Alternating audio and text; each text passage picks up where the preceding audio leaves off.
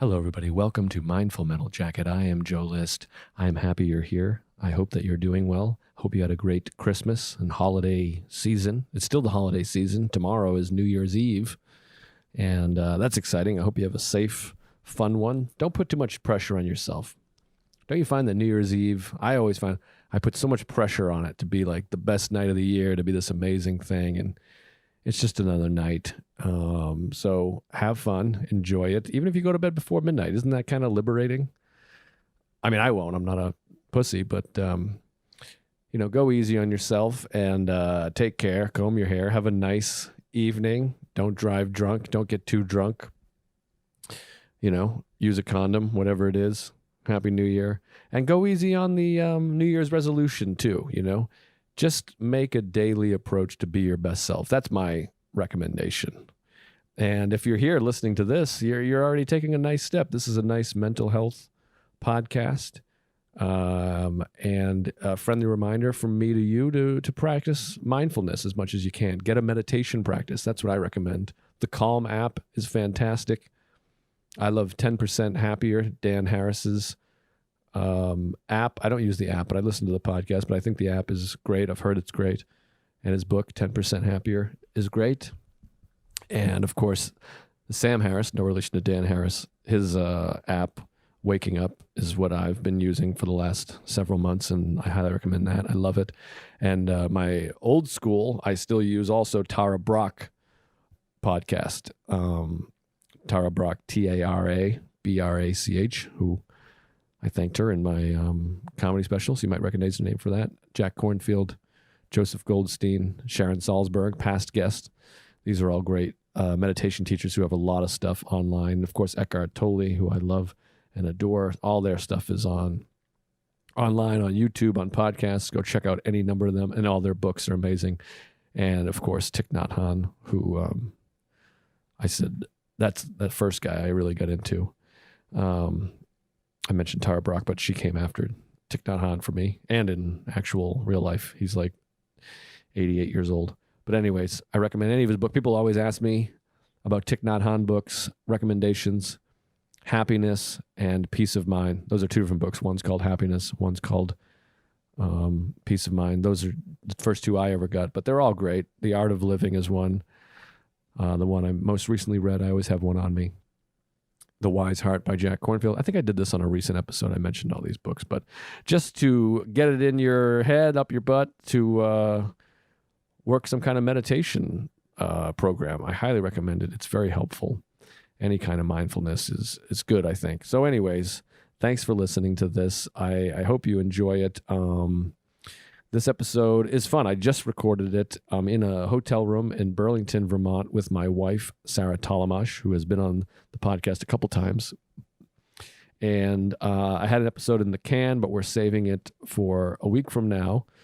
So I said, hey, I gotta get someone on here. And we've been kind of on vacation with my family. So I said, hey, why don't we just do it? I only had one microphone with me, so the audio might be a little weird in a couple spots, but I think it's fine.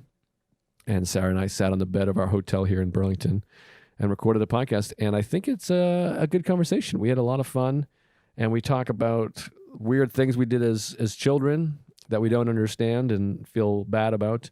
We talk a little bit about sobriety, and we talk about, stuff like that, relationships. And it was good. I think you'll get something out of it. I hope you will. And I hope you enjoy it. I also want to recommend that you check out my YouTube page and subscribe. I'm trying to build that thing up, and there's some really funny stuff on there. So go do that and take care of yourself and be kind to each other. That's what I recommend. And since Sarah and I are lovers and we just made love, I thought I'd look up a nice love quote. And this one popped up. I don't know. Maybe it's dumb and gay, but so is life. Here's the quote. Let's get it going. Let's get that nice music going. Cool it out. I love you not only for what you are, but for what I am when I am with you. Isn't that nice? There's a good advice I heard from a friend. And this isn't a quote, but this is just good advice. My friend said, sometimes he'll ask people, how are you? And people will say, good. And then he follows up with, how are the people around you? Think about that.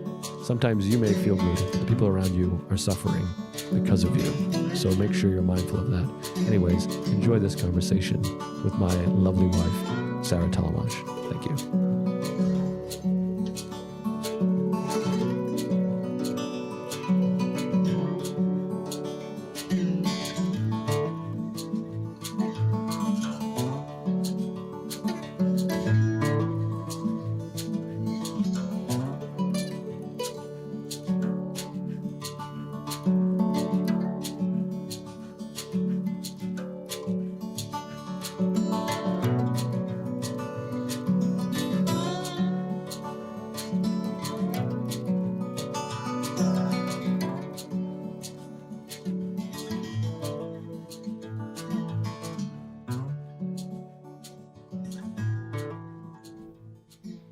Okay, this is it.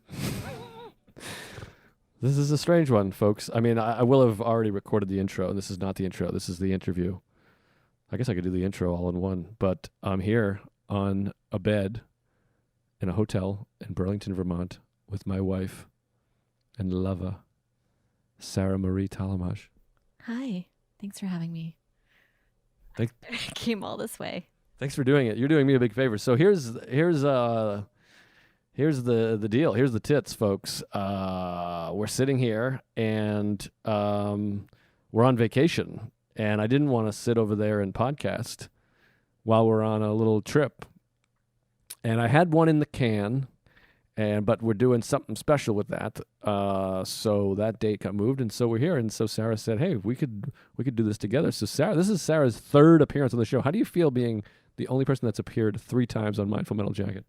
I think it feels pretty good. Kind of like when they do the Tonight Show and they had that one guest that would always come through. Yeah, like if you're Mark Maron to my Conan. Yes, definitely. The other thing we should mention, and this is the second time we've had this happen, that the two of us are on the podcast together. I only brought one microphone because I didn't anticipate recording. So we're doing this like old school interview stuff. It's almost like a Make-A-Wish, like I'm a journalist and I'm interviewing you. It feels like we're kids in the bedroom pretending to be like you're a celebrity. Yeah, that's what it feels like. Did you ever do that when you were a kid? Did you ever like fake interview your friends or just interview your friends? No, I never did that. We did the tried to see if our singing voices sounded really great, so we would tape off of the recorder, and then when you'd hear back, you're like, "Oh my God, I sound awful." When you were a kid, did you ever think like, I have a very special talent? I'm special, or did you feel the opposite? Did you feel like I'm nothing, I'm a piece of shit, or did you feel somewhere in between? Sometimes you feel one, sometimes you ever. I guess let's stick to the first question. Did you ever feel really special? No, I did feel left out, I guess. You know what I mean? Like, doesn't it? Sometimes I feel like everyone got a book on how to do life except me, or mine's like the really old version. That's how I felt. But I think maybe the one time I did feel special, I was one of the few kids that did gymnastics, and I was pretty good at it. Yeah, well, first going back to the first point, I think that is extremely common. So you should feel good about that. I remember the first time I did Bennington, the Bennington show, the great and wise Ron Bennington, who we love. Oh, enjoy him immensely. We just love Ron Bennington. And somebody tweet at him and be like, "Oh my God, Joe List and Sarah Tollemache love you," or something. People always tweet when you say something bad. If you're like, that guy kind of stinks, they'll tweet at that person and be like, "Hey, List thinks you stink." But if you say like, "Ron Bennington's the greatest human being I've ever met in my life," no one's ever like, "Hey, List thinks you're great." Oh yeah. People on Twitter are awful. I have ones that are like now trying to make me they'll be like, "Well, this person's doing this. How come you're having a hard time with this?" And I'm like, why would you even bring that up? Oh, I blocked a lady that's a huge fan. She's like a huge fan. And I posted a video. I post on YouTube first so I can get people to subscribe to my YouTube. And then a couple weeks later, I'll post it on Instagram. And then some lady was like, "I've already seen this. Sam just released a new special." And I blocked her. And she's a fan. Because I was like, fucking beat it. Out of here. Like, can you imagine just going to their job and just being like, "I heard so-and-so's got higher numbers than you do." That's like insane. Well, the people on social media that are like shitty or mean on social media, I think that they just don't actually realize they think they're kind of being light and funny or zingy maybe or something. But I don't know you. Yeah, that's where it's hard, or maybe they catch you in like in a moment or whatever. So, but I should just unblock that lady because I think she's genuinely a fan. Yes, I agree. But anyways, that feeling. Oh, so the first time I did Bennington, I was talking about anxiety and maybe drinking or whatever, and he was like, "Yeah, you felt like an uninvited guest on Earth," and I was like, "Yeah, that's right. It feels like you're at a party and no one invited you." Oh yeah, I remember going to kindergarten. It felt like I was 5 minutes late, and that everyone already knew themselves. And then I remember the first project the teacher gave us was draw a picture of herself, and she gave us paper that was cut out like little kids. So all we had to do was like fill in the hair and the eyes and all that stuff in the outfit.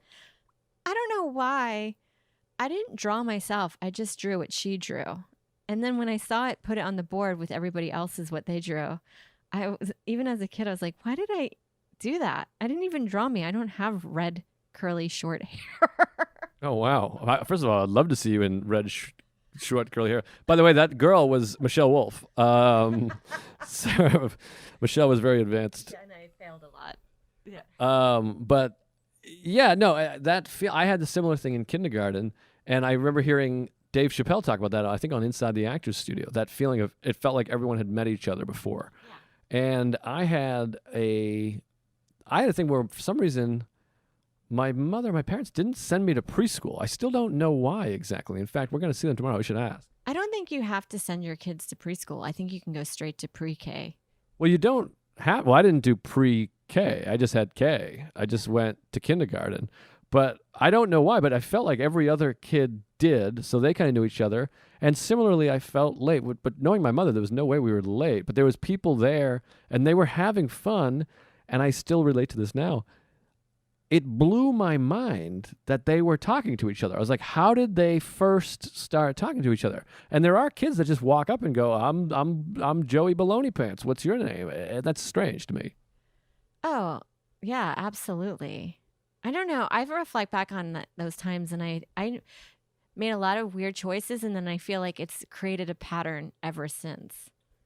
Well, that is the thing with formative years. So if you went to school first when you're 4 or 5, your formative years are 0 through 7. So a lot of your patterns were already formed before you even went to preschool and kindergarten. And then they were like cemented in preschool and kindergarten. Yeah.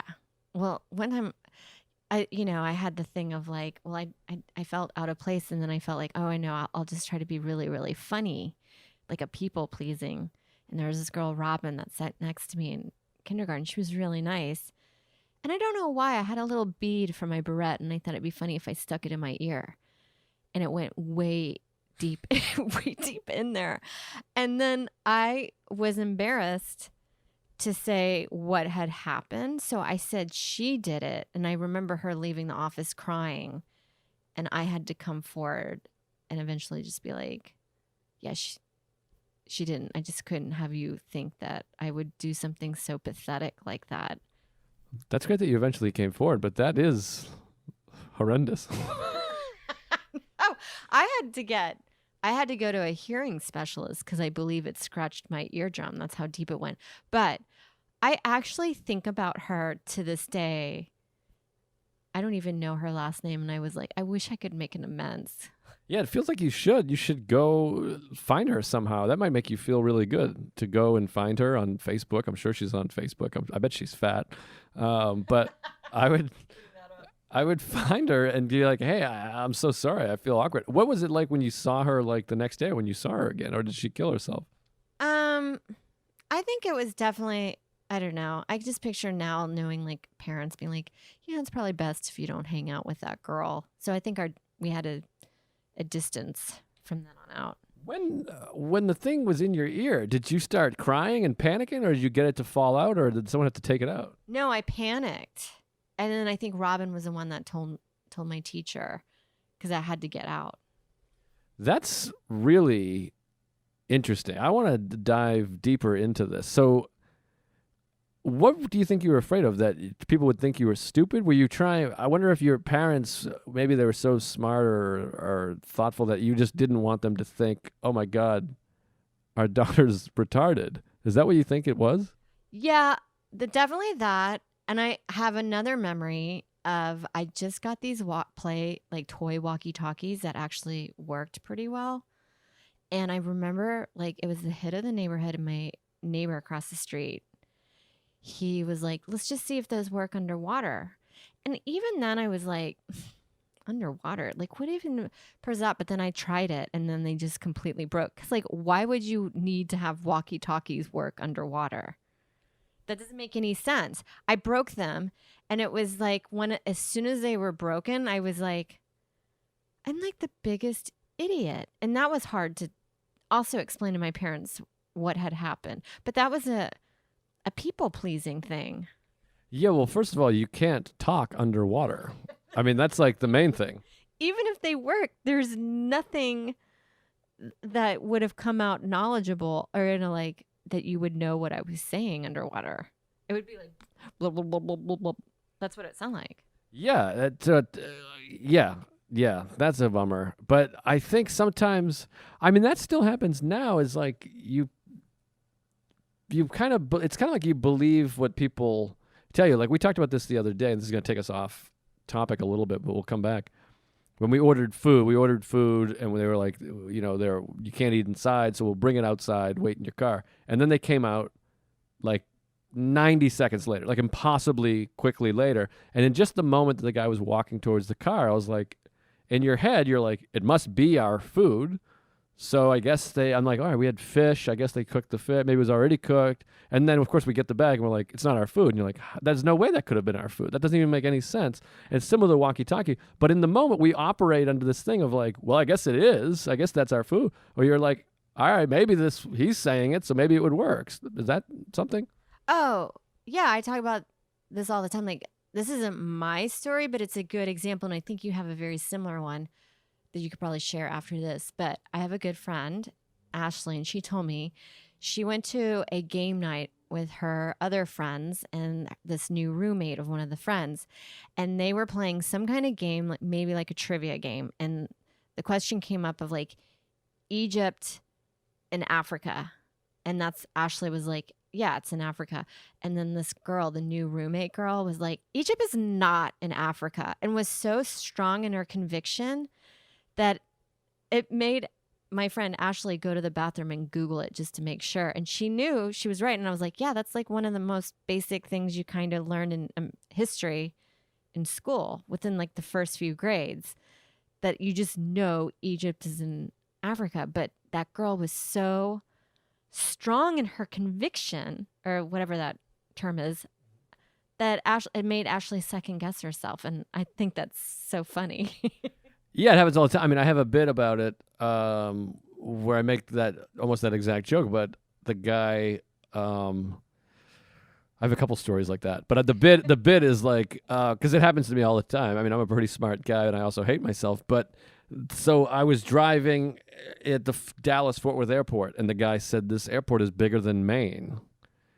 And I was like, right away, I was like, that's the most insane thing I've ever heard. That's fucking crazy. Like, there's no possible way.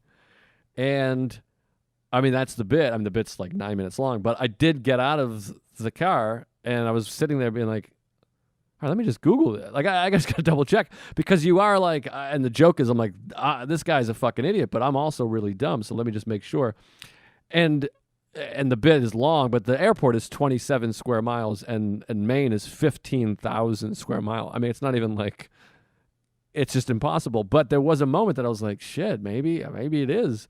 And then the other one was, and I get mad because I didn't get an apology. This is where like my ego comes in and I have problems. But there was a guy talking about how Don Lemon is like just a lady slayer. And I was like, no, he's gay. And then this is a completely side topic. Someone implied that I was racist for saying like any black guy that's clean cut must be gay. And I was like, no, first of all, you're calling me racist. Like, he's gay. He's a gay man. Yeah. And this guy was like, no, he isn't, dude. I saw. And he was like acting like he saw firsthand. And I was like, have I gone fucking mental? And then I pulled up his book. Like the cover of his book is like him and his boyfriend. It's called Me and My Boyfriend or something. Friend. Yeah, I mean, like he's gay. I mean, Don Lemon's a gay man. And then I showed him all this stuff and I didn't even get an apology. Like it was just kind of like we just moved on. And this is again where I got to let go of ego, I guess. And we're off to a different topic. But I'm like, how about an apology? What is this? I mean, I agree with you on that one. Like, you can't just shame me and then I prove you wrong and not be like, oh, wow, I must have been thinking about somebody else.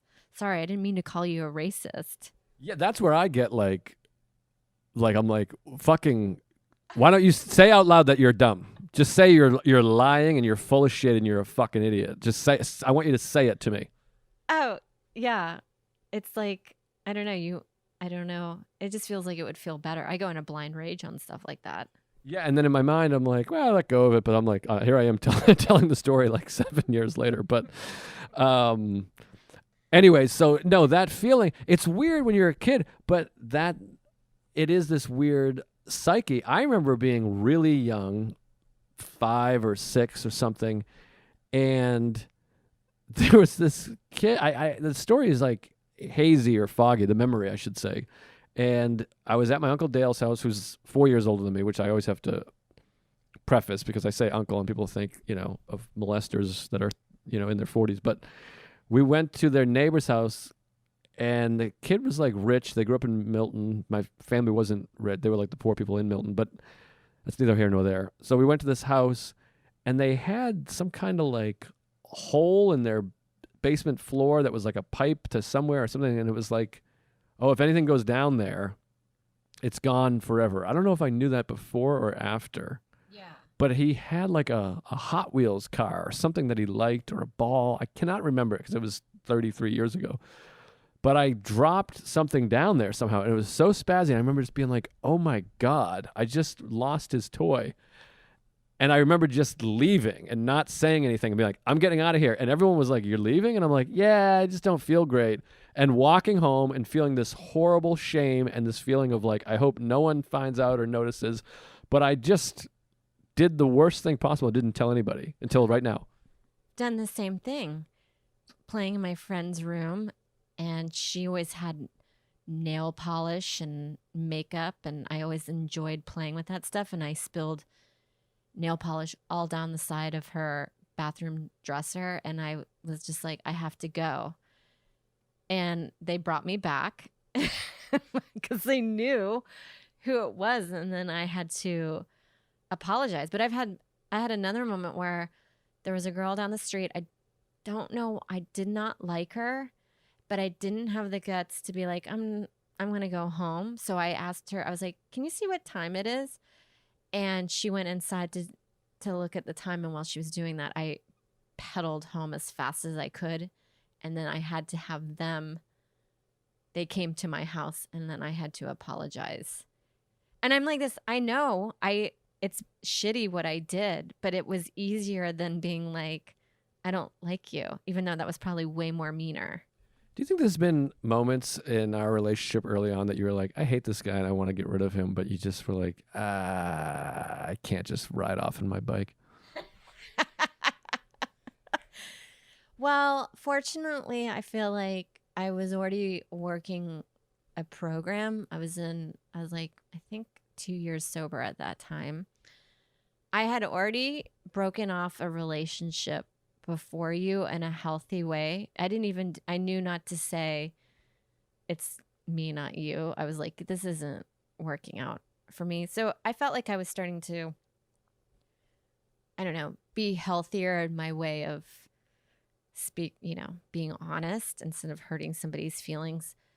I never felt those feelings in the beginning, but I do remember thinking, because you were drinking in the first year or half, 2 years of our relationship, I remember thinking, I don't know how much longer we can do this, because you can't date somebody drinking heavily while you're sober. I don't know how people can do it. Yeah, it's not like I was a person that drank. I was an alcoholic. And It was like a year and a half. We started dating at the end of June of 2011, and I got sober at the end of December 2012. So it was almost exactly a year and a half, or I guess just over almost. You know what's funny? The midway point in the year is July 2nd. We started dating 2 days or 3 days before that, and then I got sober 3 days before the last day of the year. So we dated for exactly a year and a half, which I'm just realizing this moment. So that's interesting. And now we've been together for 8 full years of me not drinking. Yeah. And when you stopped drinking and I guess started doing step work, I'd have to say this has been the easiest relationship I've ever been in. Oh, that's really sweet. Well, now, yeah, I mean, I appreciate that. And yeah, same. I mean, first of all, I never had a relationship longer than 15 months. So this is something. This is quite an accomplishment. So, I mean, we may even make it like another year or so. Yeah. Well, now you're my longest relationship doubly.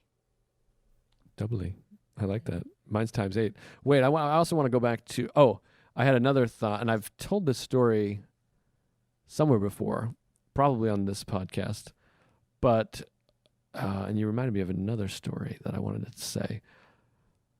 A couple of them, but I think I told this story to you, or I definitely talked about it on this podcast at some point, but I remember we were going to my birthday party, and there was this kid named Jed Phillips, and he was a guy that I kind of knew what's going on. I liked him, and it was like, I'm going to take the next step and like be friends with this guy. Like, I like this guy. We talk and we see each other, and I invited him to my birthday party, and I was like, this is like a big move. I want to invite him to my birthday party, and I think he was probably excited. And for whatever reason, his mother contacted him. I don't know if his mother worked or it was a single mother situation or what, but he needed a ride, and we were like, we'll pick you up. That's great. And somehow we didn't have the address he described. I'm in the house right next to Conley's school. And we pulled up to the thing. This story's going to like make me cry. I feel awful about it. We pulled up to the house to the left of the school. And for whatever reason, we just thought, oh, this is the house right next to the Conley school. And we beeped, and no one came out. And I went up, and this is pre-cell phone and everything. And I honked the horn. I mean, I knocked on the door. And no one was answering. And I was like looking in the window and there was nobody there. So I came out and I was like, fine, he's not here. And I don't know why we didn't call. I guess I didn't have his number written down. We just didn't have his number written down. And I was like, well, I guess he's just not coming. And then we drove, and this house was to the left of Conley School if you're facing it. And we drove away past the school, and then the house to the right, I saw him sitting on the doorstep. And I didn't say anything, and we drove by, and I was like, he's at that house. And I think I just didn't want to bother my parents. They had already been waiting there, and I just drove by looking at him. And later on, like the next day, his mother called and was like, Jed is like devastated. He's really upset. He sat and waited for you. And I feel horrible about it. No, I feel like, oh my God, like childhood is so tragic for that. But do you think, and I wondered this, sometimes you had something in your past that made you not want to bother your parents? I think that's probably it. Or I don't know why. Or maybe I think part of it too, because I have this now still, where you're like, I've already decided we're not, because I kind of thought he was blowing me off. I was like, I guess, geez, whatever. All right, fuck him then. And I was already in the mode of like, well, we're going to the party. We're not picking him up. And I was like, I can't go back on that. Now, I don't know why. I just didn't have it in me to be like, wait, there he is. He's right there. Yeah. I don't know why I couldn't or didn't say that. I think it was either A, I felt my parents becoming impatient and I didn't want to bother them, which I feel all the time now. And B, I had already adapted to like, we moved on. Because I do have that feeling sometimes, and obviously we're in a relationship, so you deal with it. That thing where you're like, no, I've already decided on this. Like where I'm like, we're going to go here. And then they're like, it's closed or it's too far. But I'm like, no, but that's the thing. My mind is already, or if you're going to cancel something or something, you know what I mean? Yeah, that's like not to call, but there's a booker that always would book you about 2 hours before the show. And it would be a show that you always wanted to do, but you're like, why 2 hours? I've already have my night planned. And I don't now I know I want to do it, but I don't want to do it. Like I'd rather do it if you booked me a week in advance. Like I like to have my things a little bit planned out because I set my emotions. I don't just like change fast.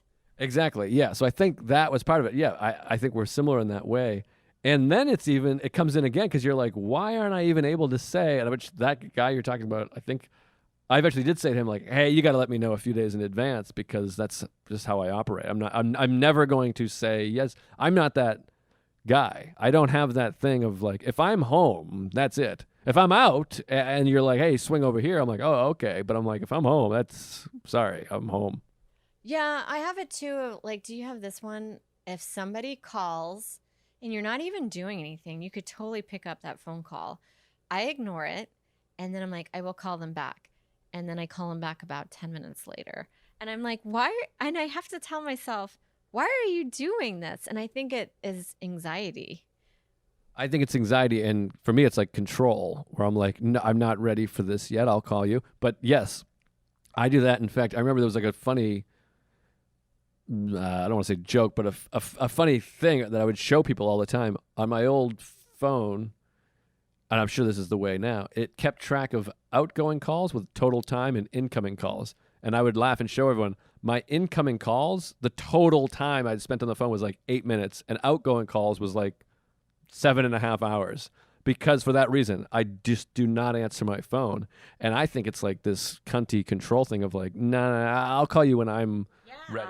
That's how I feel. And then I'm like, that's really awful. Yeah, no, I mean, yeah. I mean, I have like, obviously, again, you're obviously are with me the most. Like I have horrible control problems that I'm trying to let go of. But that, again, comes from childhood, which we talk about a lot, obviously, off podcast, is that I was so controlled and micromanaged as a kid in my family, which you can see when you're in my family. It's just so much micromanagement that when I left there or got old enough, I was like, I'm not doing anything anybody else tells me to do ever. Even if they're like, hey, you should do this. This is great. I'm like, nope. Yeah. I'm not doing that because I already fucking did everything that everyone told me to do fucking a million times. And it gives me, even thinking about childhood with my family and everyone, like, why don't you do it like this? You're doing it wrong. That it just makes me want to be completely isolated and make 100% of the decisions, which is probably annoying sometimes to deal with, but that's what happens. No, and sometimes with me, it's like, I know I have a hard time saying no to things I don't want to do. And so I feel like when somebody calls me, it's like they probably want me to drive them somewhere. That was a big one. Or you know what I mean? Like, can you pick me up from the airport? And you're like, God, I don't want to do that. Yeah, well, that's the thing we talk about this all the time too, with voicemails. You're like, tell me what you want in the voicemail or the text. People are like, hey, can you talk or can you give me a call? And I'm like, just please, I'm freaking out. Give it a subject line. Or I always thought with the voicemail before now I like that they transcribe it for you most of the time, but like a mood ring, but for voicemail. So when you look who's called and left a voicemail, if it's like blue, it means they're calm. And they're like, okay, cool. I'll call that person back. Yeah, well, some people like Robert Kelly, I'm just going to name check. Like, obviously, I love past guests, one of my dearest friends. He married us. But he's a guy that, he's hot, he's fiery, he's got a temper. And he'll call and be like, dude, give me a call. Give me a call. Like, and you're like, what the fuck is this? And then you're like, Jesus, is he mad? Did I miss a podcast? Did I say something on a podcast? Whatever. But that's just the way he talks. And then sometimes I think he just likes to fuck with you. So I've had to say to him, you gotta leave me voicemails like, hey, I'm just calling to check in, and I think you're great, and like, because he has that way of talking. Some people, and then some people just never call. Like Mark, recently, he's been like, I'm just gonna start calling you, baby, or whatever. But I see him call, and I'm like, this is it. We're getting canceled. We're fucked. Somebody posted us saying any number of things we've said. It's like getting a phone call is a sign of bad news. Yeah, these days. Well, I think also our minds just go to that. For a lot of people, I mean, some people call. Now I'm just name dropping, but like Colin Quinn, we have a phone relationship. He calls, and I'm like, it's Colin. All right. He calls to check in. We talk mental health stuff, and it's great. But some people, they never call, or my mother calls. I'm like, oh God, something could be wrong with, whoever. And then there's some people that never call. Like I've made this joke before. If I saw my dad calling, I'd be like, my mother's dead. That's the only. He's never called. That's likely what's going to happen. Exactly. So if your mother calls, are you like, nice, Ma? Or are you like, oh, my God? No, when my mom calls, I know that it's not an issue. The only problem is like, I don't talk to her as much. Like, I don't check in. I probably do it once a week to once every 2 weeks. So then lately, it feels like all of our conversations are basically 4-hour-long Joe Rogan podcasts. Yeah, you do little Springsteen shows where you're like, and I hear it too. It is. It's like a Springsteen concert. You're like, okay, I'll talk to you soon. I'm like, oh, they just played Born to Run. And then all of a sudden, because I can't hear her end, and I'm like, all of a sudden I just hear you be like, yeah, I saw that. And I'm like, they just went into 2:45. Oh my God, it's a cover. And it goes. Yeah, that I'm like, there was one night recently when I was visiting, we stayed up talking to midnight, but it's never anything like about our emotions. It's just like zeitgeisty things. So it just goes all over the place. Well, don't you find this is my observation, is I think it goes back to what we were talking about earlier. You have a hard time confronting, so we were disappointing someone or asserting yourself. So I feel like you just have a hard time ending the conversation, which I've experienced when you and I are trying to leave. And I had a realization in our relationship where you're like, I can never get out of there. People, they talk you up. And then there's been times where we're leaving and I'm like, wait a minute. It's you. You keep adding stuff. You keep saying more. And so I think that's part of those conversations is you have a hard time going, okay, I have to go now. Goodbye. Lately, I'm like, it's not like I even want this to happen, but I feel like I'm just talking people's ear off because I feel like, I guess it's a self-centered thing, but I should just be like ending it. But then there's also times you're talking with somebody or a group of people and you're like, you have to go. But it's so weird to just be in the middle of a conversation being like, I got to go and just leave. Well, to me, it's the opposite of self-centered. It's just that you don't want to, not the opposite of self-centered, I guess, but you just don't want to feel like you're going to offend someone or someone's going to be mad or someone's going to be like, what's up with her? Why did she just leave? Yeah. Well, I think my friend because I hung out with her and her mom. And then when I left and then I met up with my friend again, they were like, Sarah sure likes to talk. And I realized, oh God, that doesn't sound great. It sounded like I just talked about something for hours that's kind of boring. Well, this is interesting because, and it's almost like a comedy sketch, like a character. It's kind of a funny character. The person that isn't that social, but just doesn't know how to end a conversation, so ends up being like the most social. I mean, it's like an SNL sketch. Like you literally, I never want to talk to anybody. Yeah, like I know you obviously well. I'm like, I feel like you want to be with the people you're most comfortable with, looking at your phone, watching TV, kind of chilling out, whatever. Like you certainly don't want to be in a group at a comedy club talking to 3 fucking like open mic idiots or 3 audience members, but you just can't get out. So you end up people being like, oh my God, she's just a chatty Cathy. Yeah. Like, wow, she really can. It sounds like I have like, here's the other thing too. I'm online so much that I'm reading so many articles that I can now chime in with an opinion about it. Anything. Yeah, you know everything that's going on. Yeah, so I have that thing of I can be like this. I don't know what you're talking about. I'll see you guys later. But it reminds me also of a joke that I tried that I got to bring back because I was just talking about it to a group of people. They were laughing. This idea, for some reason this joke never worked, but I think it's really funny. About people say, don't mistake my kindness for weakness. And I always feel the complete reverse of that. People mistake my weakness for kindness. Like people are like, Joe's like the nicest guy. And I'm like, no, I actually hate you. I just don't know how to not talk to you. Yeah. Like I don't have the ability to be like, I'd rather not talk to you because I think that you suck you're boring and it's awful to see you. So instead, I just go, whoa, yeah, what's up, man? It's always great to see you. How you doing? And it's actually my weakness is my kindness. Oh, yeah, I agree with that. And I feel like I have that same kind of thing. So I got to figure out how to make that bit work because I feel like people relate. So I'm like, maybe I should just bring it back. Well, like sometimes I'll volunteer to do something I do not want to do because I feel like it's just like it's nice. And then I'm like, why are you doing this? Yeah. Kind of like where I'm like, I'll edit the podcast. I'm like, I don't want to fucking do this.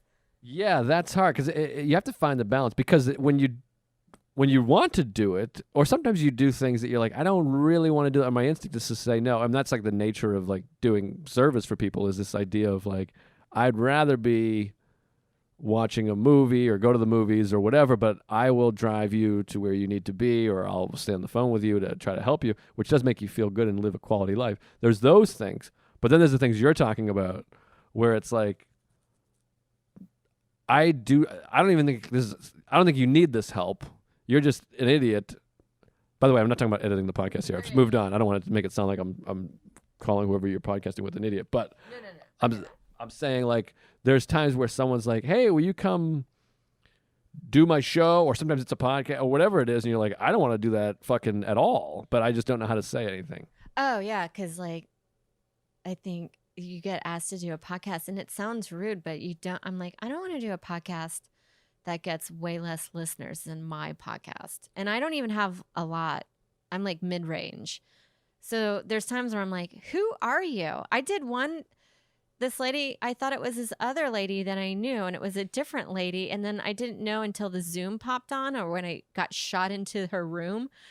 I was like, it was like I had a brain injury. I was like, what's happening here? I had no idea who the lady was. It reminds me of the Jimmy episode of Seinfeld, which is my favorite episode of all time, where Elaine's going on the date with the guy who refers to himself in the first person or third person. I always confuse those. Where he says Jimmy likes Elaine, but he thinks she's talking about, and then she doesn't realize she's going on a date with this other guy.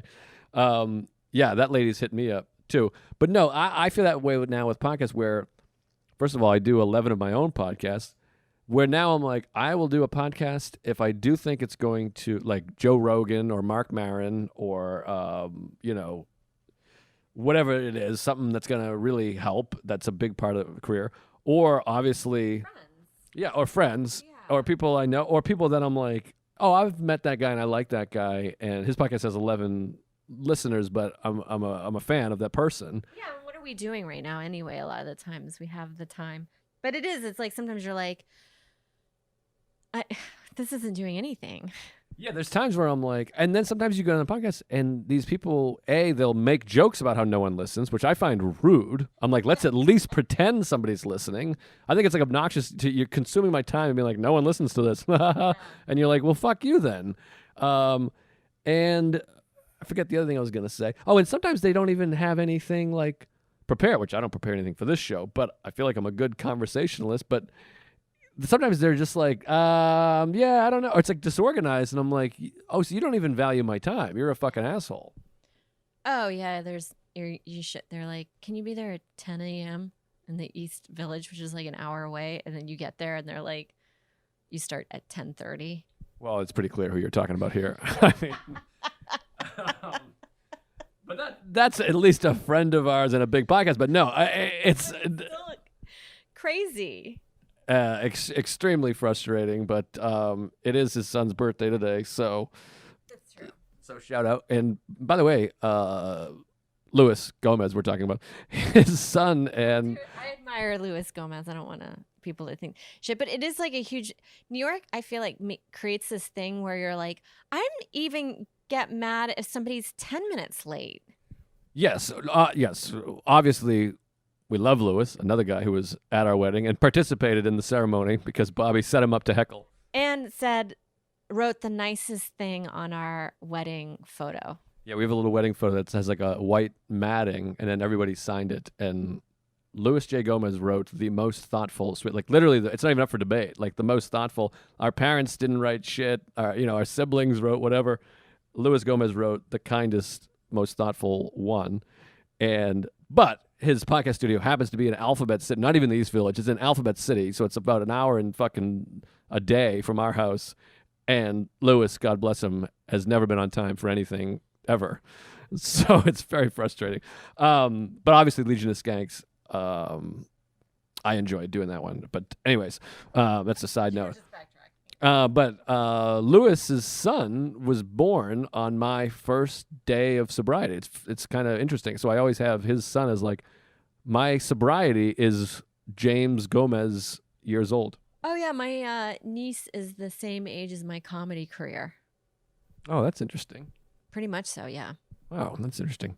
I forget what I was going to say about something, but we were talking about sobriety a little bit, and I just celebrated my anniversary this week, so we can talk about that a little bit, which is exciting. Which it is interesting because I've thought about it before, but now I'm like visualizing Lewis's kid, who feels like a grown up. We just saw him this summer, and he's hilarious and really funny, and we wrestled a bunch. Behaved.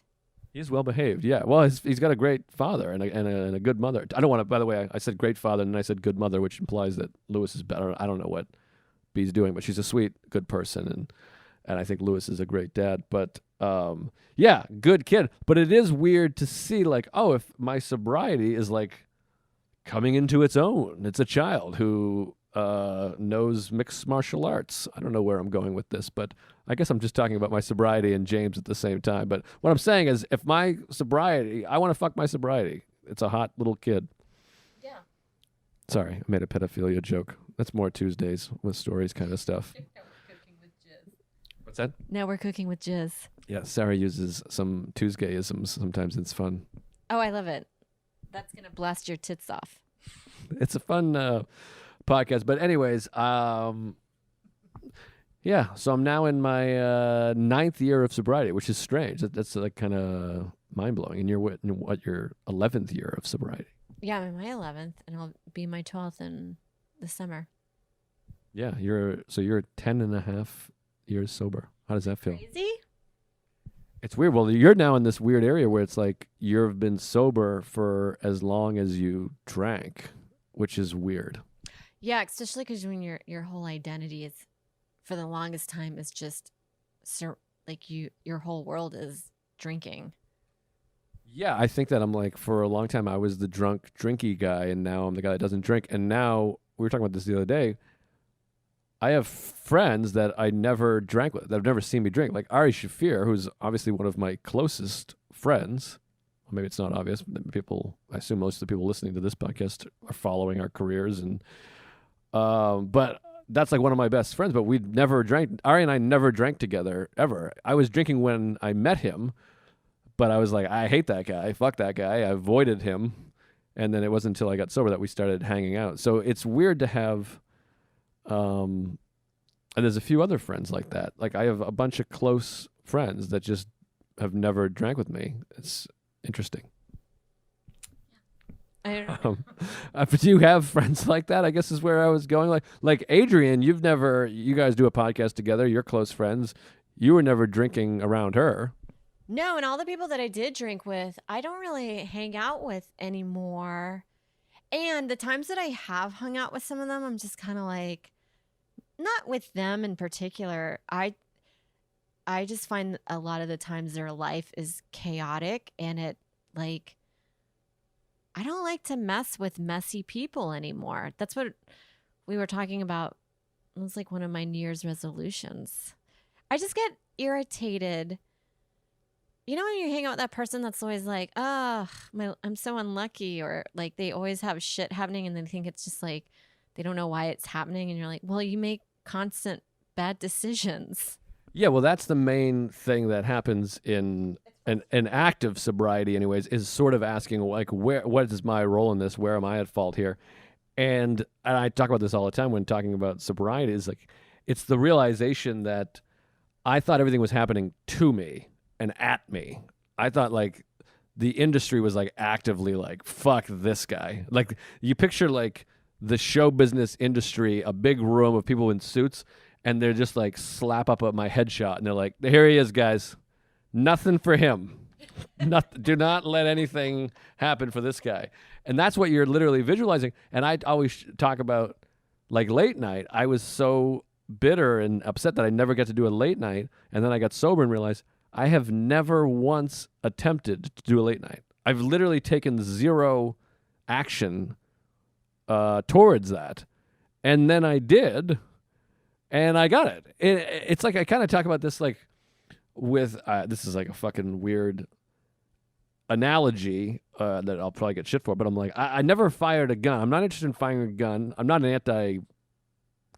It's complicated, my feelings on guns, but I'm like, I've never fired a gun because I'm like, that just greatly increases my chances of shooting somebody or myself. So I'd just rather not. I'll skip that activity. I'll do these other activities. I don't want a gun in my hand. I feel that way with late night. You're like, your chances of getting on late night dramatically increase if you attempt to do it. And I hadn't, and I was just like, I can't get a late night. They don't fucking, like, I literally thought someone was going to knock on my door and be like, hey, come on, can you come do Letterman? And then I tried, and I did it.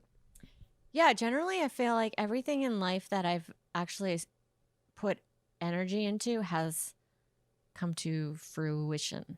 Is that the right word? I always feel like I'm making up words as I go along. I do that all the time. I just embrace it and say, fuck your mother. But yeah, no, I think so. But yeah, it's like if you try to do something, you probably can do it. And at least you're like, all right, well, I tried, instead of just being like bitter. But anyways, back to the drinking. That's why I think people that, not anyone that drinks, but people that have like drinking problems, a lot of times there's thinking problems along with the drinking problems. And it's like everyone's after me or I have the worst luck. And you're like, but you slept like 2 hours past your alarm. So that's why you got fired. Yeah, it's like, I mean, you told me that story. This girl invited people over. It was a rooftop party. One fell off. She wasn't responsible for that person getting seriously injured, or I don't know if they died, but she definitely was like, I'm not responsible for it, but it happened because of my decisions. And I that's stuck with me for a long time, of like a lot of things that you're like, it doesn't happen to you, or you're just like, oh, it's not directly happening to you, but it's like a constant mess in your life. Like she obviously dealt with the repercussions of it, or like a bad stigma and shame with it. I think of stuff like that, and then I feel like my life has just become simpler. And now I don't even want to hang out with people that create those choices or situations for themselves. Yeah, well, it's one of those things where I feel happy that I've kept a lot of the people I drank with, and they still drink excessively, and I'm still friends with them and I see them, but it's much, you're more at a distance in a lot of times. Like you go, all right, that was fun. And then you can see that look in their eyes, or they have that seventh drink or whatever. And you go, all right, take care. Yeah. And also you just live a different life. You're like, all right, I'll hang out during the day. I always say this too. I'm like, I'm a day guy now. Let's get up, have breakfast, and we'll go hike, or we'll go to the movie, or whatever the fuck it is. We'll go to the beach or whatever, and then when the sun goes down, I'll see you later. We'll do it again tomorrow, because it's just you start to cry, or you start to want to fight, or you just get unreasonable. Like we were talking to someone the other day that was drinking, and we started talking sports, and I was comparing two quarterbacks, and then you just have to go, oh, you're right. Yeah, totally right. My bad. Forget it, because you see that, you get that feel and that vibe and that way of talking that drunk people get, that of course I had also. I mean, I was the worst. Yeah, and then it's like you're also getting baited. Yeah, and then you're like, oh, this is going to keep going, because no drunk person is ever like, you know what, you just fucking changed my mind. That's a great point. Interesting. I think that way now. No one's ever had that after fucking 14 drinks. Yeah, I mean, we were talking about that too with online people. Like, let's just say Twitter is the main one. But there's a guy that's always claiming I'm like, I think he said he's been bullied several times online. And I'm like, this isn't happening to like, don't you see you're the common denominator in this? Like, maybe you're antagonistic and you're getting reactive abuse towards you. Yeah, we were just talking about that. We listened to a celebrity on Howard Stern who had like 3 stories in a row of like, yeah, we had a huge falling out. That guy is crazy. I could tell you some things with that guy. And you're like, and they were like three people that have reputations for being like the nicest people. And you're like, and this person has a reputation for being a fucking asshole. So you're like, I try not to believe reputations because you're like, anyone can just say anything about anybody. Obviously, like, I'm close friends with a person that has a reputation for being a fucking predator or whatever. But that's neither here nor there. But so you try not to believe everything you hear, but you're like, so here's a person that has a reputation for being an asshole, and he's talking about having falling out with three different people who don't have that reputation. You start to be like, well, you've had fallings out with everybody that's been brought up in this radio show or podcast, whatever it is.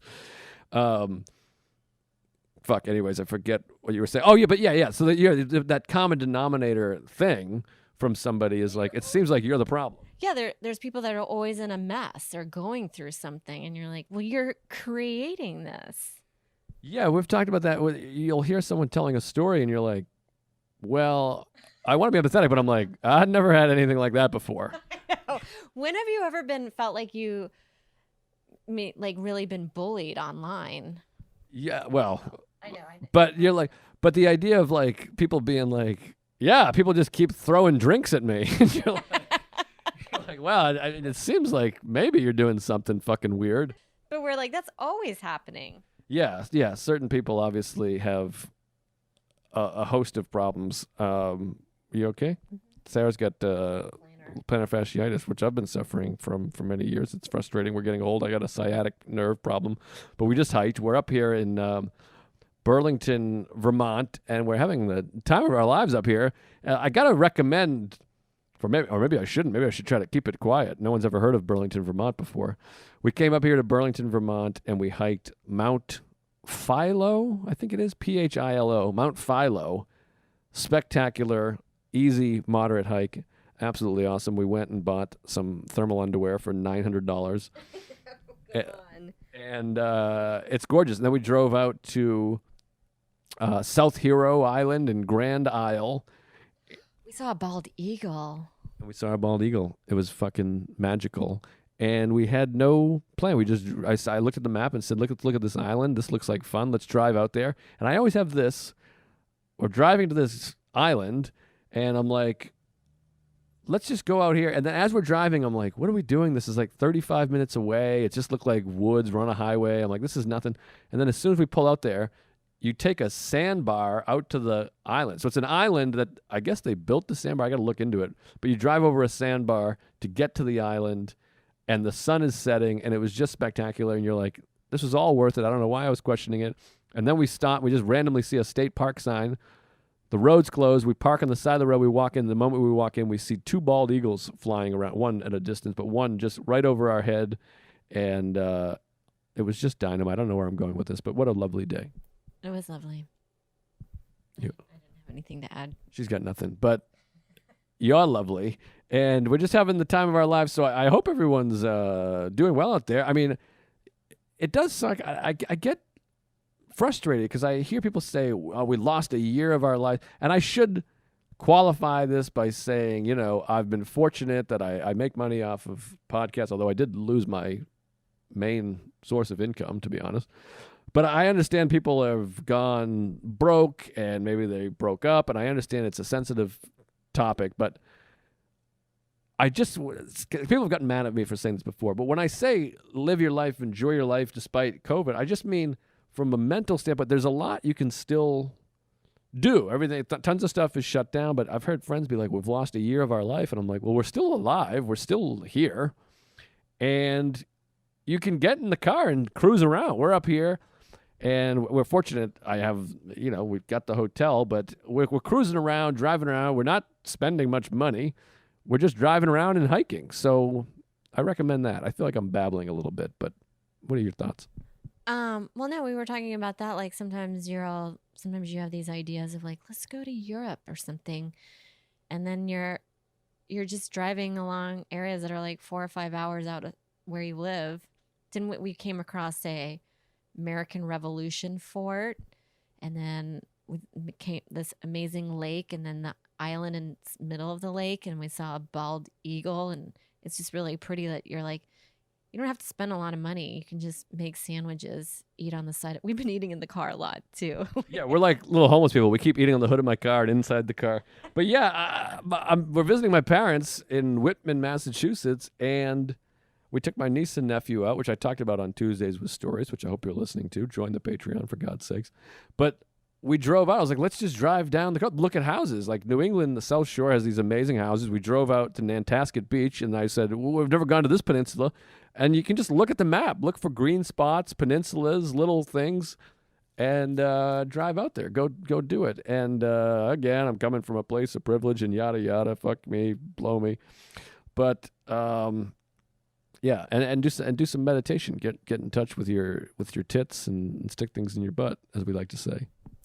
Definitely stick things in your butt.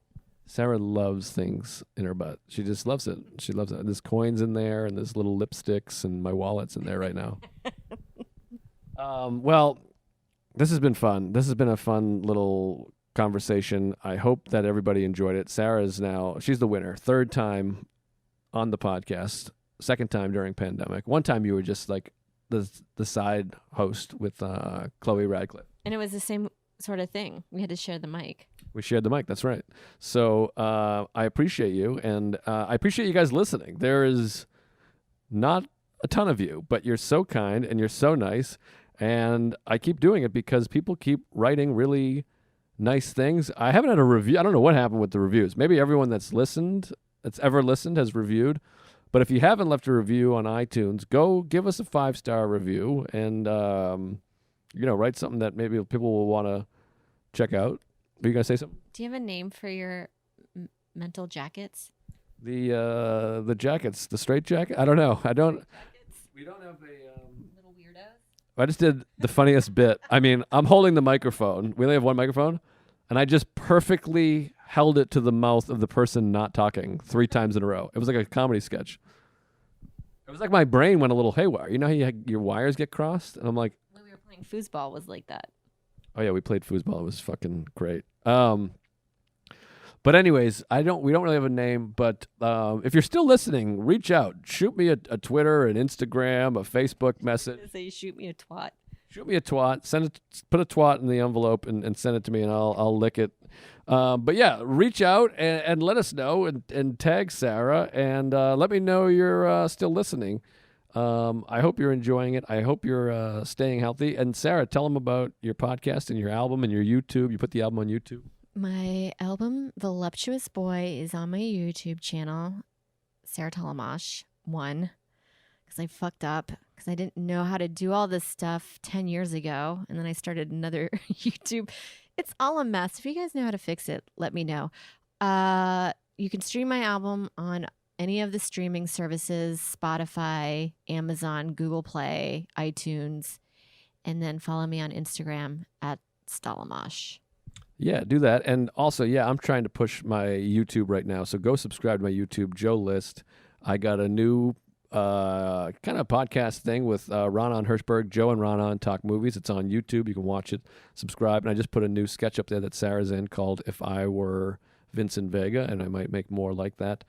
And trying to build that up. And yeah, go do that. And take care of each other. Be nice to everybody. And I recommend a meditation practice, and reach out if you need help, and be kind and please rewind. Thank you for listening. I love you.